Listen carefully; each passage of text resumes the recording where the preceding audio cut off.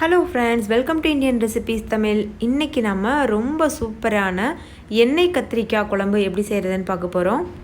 இந்த குழம்பை பார்த்தாலே வாயில் எச்சி ஊறும், அவ்வளோத்துக்கு சுவையாகவும் இருக்கும்.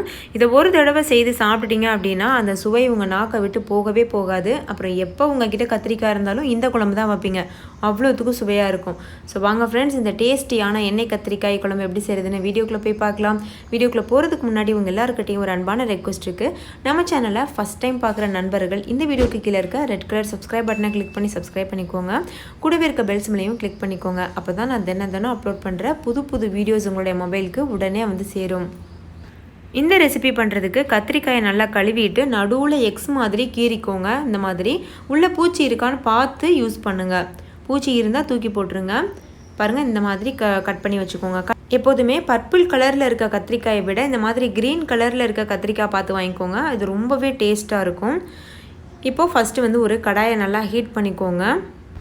கடாய் நல்லா சூடானதுக்கப்புறமா அதில் ஒரு 3-4 ஸ்பூன் அளவுக்கு நல்லெண்ணெய் சேர்த்துக்கோங்க.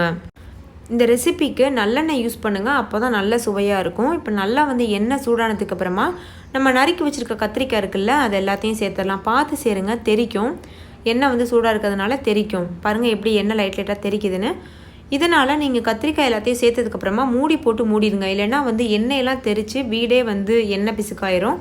அதனால் இந்த மாதிரி மூடி போட்டு மூடிடுங்க. இப்போ பாருங்கள், நல்லா கத்திரிக்காய் வந்து வெந்துருச்சு. நல்லா திருப்பி விட்டு இடையில திருப்பி விட்டு நல்லா வந்து வேக வச்சுக்கோங்க. இந்த எண்ணெயிலேயே இந்த கத்திரிக்காய் பொரியிறதுனால இதோடைய மனமும் சுவையும் ரொம்பவே வித்தியாசமாக ரொம்ப டேஸ்ட்டாக இருக்கும். இப்போ இதை வேறு ஒரு பிளேட்டுக்கு நம்ம மாற்றிடலாம். இப்போது அதே கடாயில் கூட கொஞ்சம் எண்ணெய் சேர்த்துக்கோங்க, நல்லெண்ணெய் சேர்த்துக்கோங்க. சேர்த்துட்டு நல்லெண்ணெய் சூடானதுக்கப்புறமா இதில் நம்ம தாளிதம் சேர்த்துடலாம். தாளிக்கிறதுக்கு கடுகு, உளுத்தம் பருப்பு, சீரகம், வெந்தயம் இதெல்லாம் சேர்த்து தாளிச்சுக்கோங்க. தாளிதம் பொரிஞ்சதும் ஒரு கொத்து கருவேப்பிலை, 2 பச்சை மிளகாய் இதையும் நம்ம சேர்த்துடலாம்.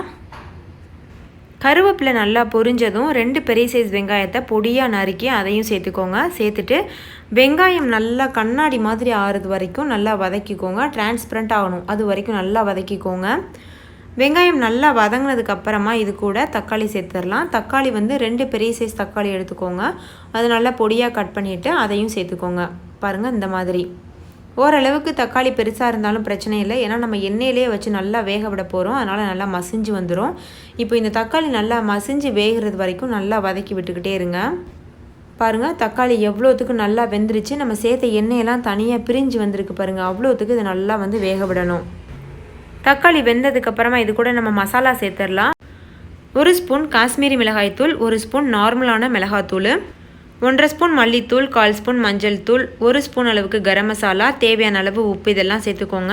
காஷ்மீரி மிளகாத்தூள் வந்து நல்ல கலர் கொடுக்கும் நம்ம குழம்புக்கு, அதுக்காக தான் சேர்க்குறோம். சேர்த்துட்டு நல்லா வந்து மிக்ஸ் பண்ணிக்கோங்க. காஷ்மீரி மிளகாத்தூள் உங்கள்கிட்ட இல்லைன்னா பரவாயில்ல, நீங்கள் வந்து நார்மலான மிளகாத்தூளே 1/2 ஸ்பூன் அளவு சேர்த்துக்கோங்க. சேர்த்துட்டு நல்லா அந்த மாதிரி மிக்ஸ் பண்ணிக்கோங்க. இப்போ இதில் புளி கரைசல் வந்து சேர்த்துடலாம். நான் வந்து 1 எலுமிச்சம்பழம் அளவு புளியை எடுத்து நல்லா கரைச்சி வச்சுருக்கேன். இப்போ இதை நம்ம சேர்த்துடலாம். சேர்த்துட்டு நல்லா வந்து கொதிக்க விடுங்க புளி கரைசலை.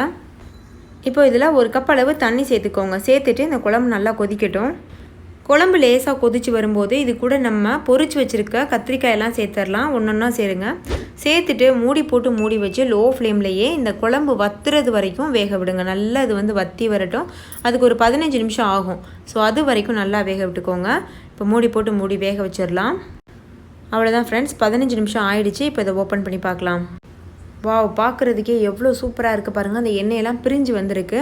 இது ஆறுனதுக்கப்புறம் இன்னுமே நல்லா கெட்டியாகும். அதனால் இந்த ஸ்டேஜில் நம்ம ஆஃப் பண்ணிடலாம். ஸோ ஃப்ரெண்ட்ஸ், நீங்களும் இதே போல் செய்து பாருங்கள். உங்கள் எல்லாருக்கும் ரொம்ப பிடிக்கும். சின்னவங்கலேருந்து பெரியவங்க வரைக்கும் ரொம்ப விருப்பப்பட்டு சாப்பிடுவாங்க. டேஸ்ட்டாகவும் இருக்கும். இதை நார்மலாக நம்ம ரைஸ்க்கு மட்டும் இல்லை, தோசை, சப்பாத்தி இதுக்கெலாம் கூட ரொம்ப நல்ல காம்பினேஷனாக இருக்கும். ஸோ கண்டிப்பாக ட்ரை பண்ணுங்கள். ட்ரை பண்ணிவிட்டு உங்களோட எக்ஸ்பீரியன்ஸ் எப்படி இருந்ததுன்னு கமெண்ட்டில் என் கூட ஷேர் பண்ண மறந்துடாதீங்க. வீடியோ பிடிச்சிருந்தா லைக் பண்ணுங்கள். உங்கள் ஃப்ரெண்ட்ஸ் கூட நிறைய ஷேர் பண்ணுங்கள். அவங்களும் பார்த்து பயன்பெறட்டும். இன்னொரு சூப்பரான ரெசிபியோடு நான் உங்களை சந்திக்கிறேன். அதுக்கு முன்னாடி நம்ம சேனலை சப்ஸ்கிரைப் செய்யாத நண்பர்கள் சப்ஸ்கிரைப் செய்துக்கோங்க. தேங்க்யூ, பாய்.